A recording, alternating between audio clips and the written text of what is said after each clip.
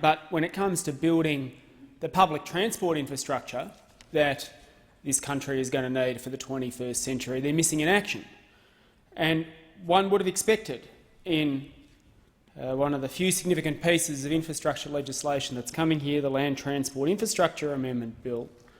you would think it would be an opportunity to respond to the fact that our cities and the greater city areas in places like Melbourne, where I come from, are groaning under the weight of a growing population without a public transport plan to meet it. Now, if one were to come to the edge of my electorate, the eastern side of the electorate, at peak hour in the morning, as the Prime Minister Tony Abbott invited people to do, and you were to look down the Eastern Freeway, what you would see is cars bumper to bumper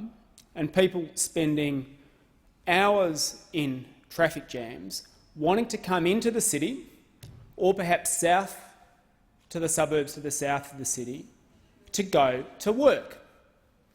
And what you would also see as you look down the Eastern Freeway from Clifton Hill looking out is a great big swathe of land down the middle, a reserve that at the moment is largely just green area set aside, a reserve going most of the length of the Eastern Freeway. That reserve was set aside some 30-odd years ago for a train line.